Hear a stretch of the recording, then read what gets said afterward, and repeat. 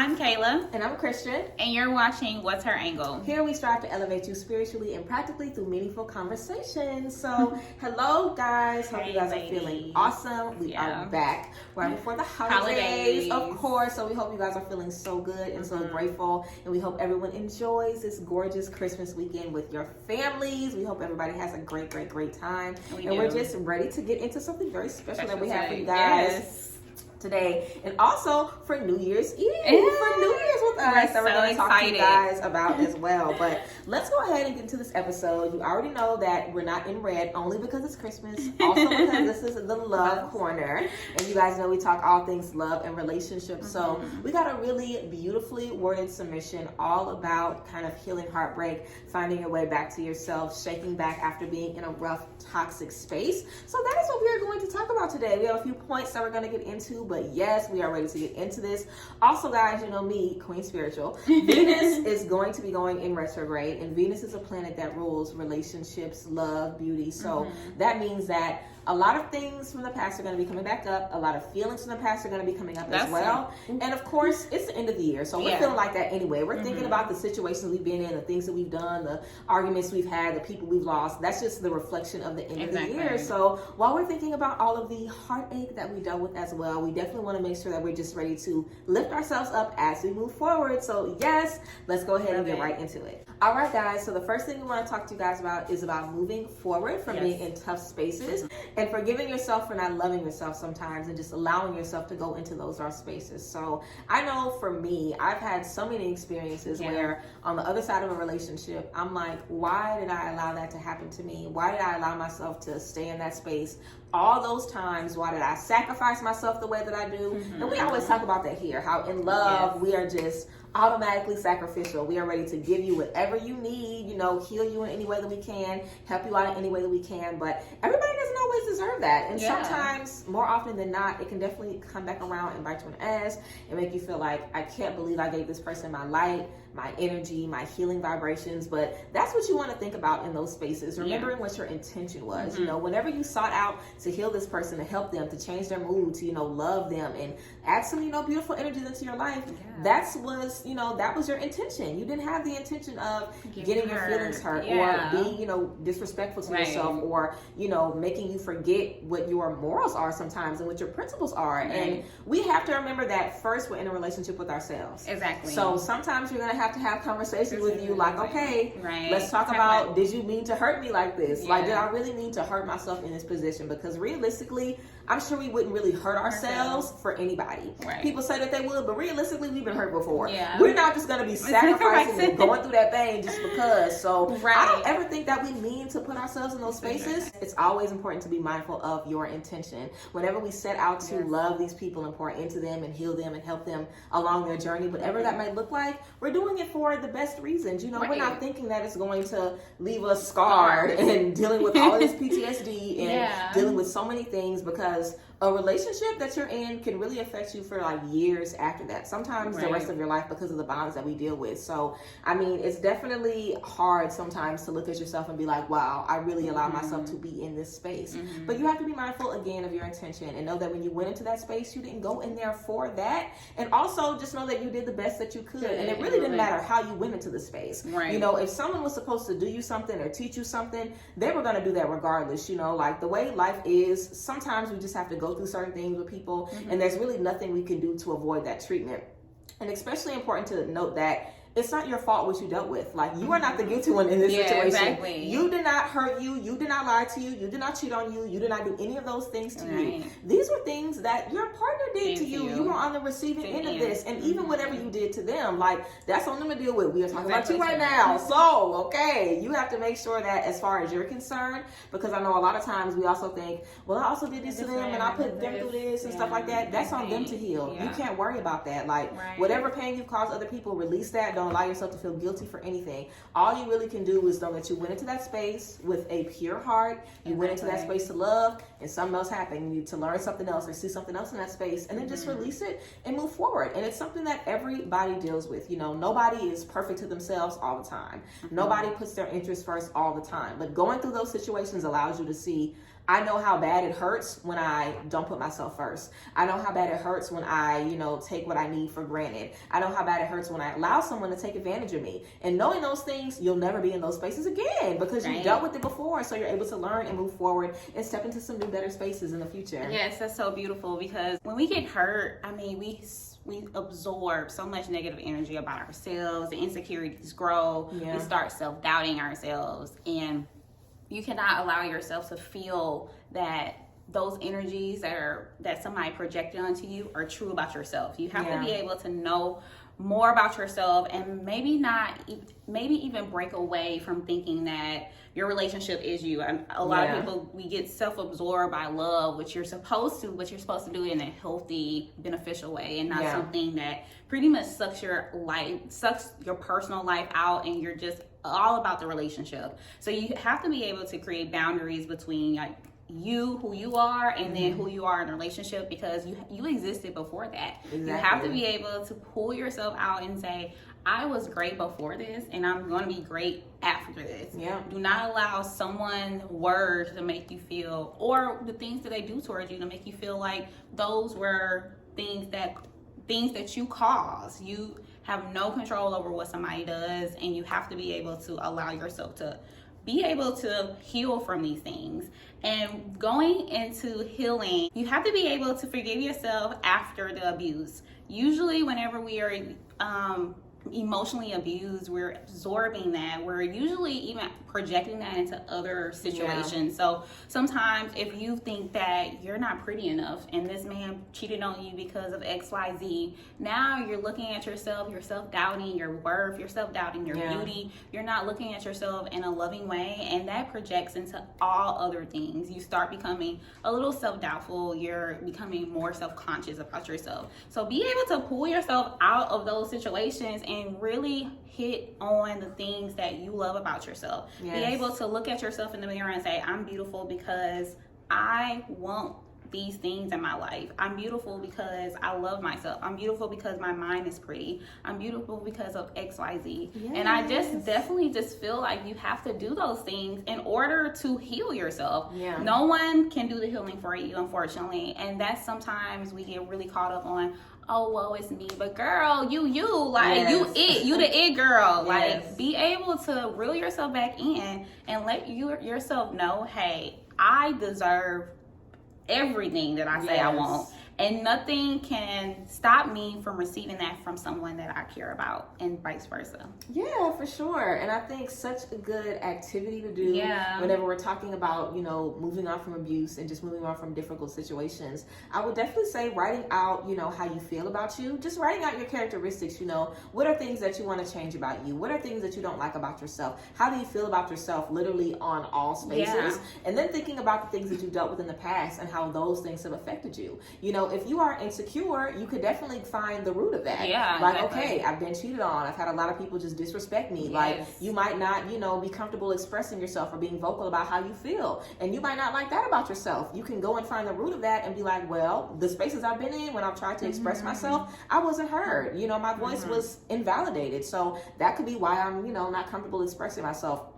A lot of the things that we don't like about ourselves and a lot of the issues that we have are things that we're carrying from other situations, like other pain, other trauma, other spaces that we've been in. We deal with a lot of people cheating on us and lying to us that can make us start to not even trust ourselves because we're like, how do I keep allowing myself to be back in these situations? Exactly. Am I a bad judge of character? And how many women do we know are like, maybe I just like bad men. Maybe I just have bad taste. Maybe I just don't know how to find what I need. It's like we can deal with so many things that will make us really doubt ourselves. Like you were talking about, it just feeds these insecurities. So you have to definitely make peace with the decisions you made and make peace with the things that you've done. Like, if you've been in those spaces and allowed yourself to get cheated on, allowed yourself to look like a fool, we've all done it, okay? But that doesn't mean you keep beating yourself up for that. Like, exactly like you were saying, nobody is exempt from those things. As women, we all deal with that. Like, girl, perfect. Like, all people deal with those things in relationships. So it's important to understand that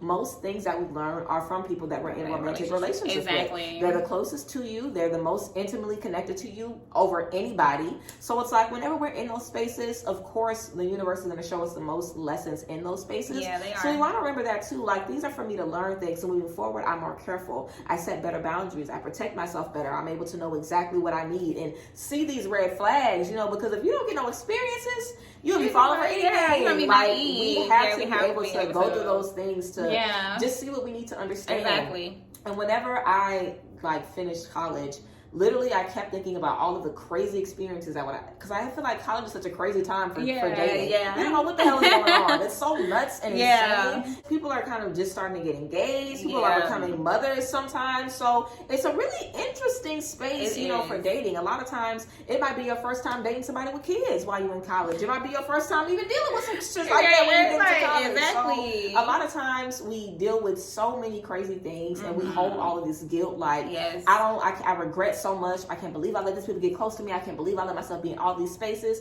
But it's like, okay, wait, is there anything that you learn from that? Like, don't you learn how important it is to trust now? Yes, to be more careful about who you trust and who you allow to get close to you. Like, now you have all of these lessons that you can use as well. So I guess just kind of start having a different perspective on your wounds or your scars, like the emotional scars that you have, like the things that we've dealt with really make us stronger and we have more experiences. So we don't have to go through the same things again. And we recognize it in our homegirl or in our sister or in our daughter or in women anywhere. We're able to pour into them as well. Like that's the point of a lot of this too, sisterhood. So we can see, okay, I saw this woman, be divorced and she snapped back, she found love again. Wow, this makes me feel like I can do it. Exactly. I saw this woman get her heart broken and she came back. Now I feel like I can come back. How many women do you think were liberated when they found out Beyonce got cheated on?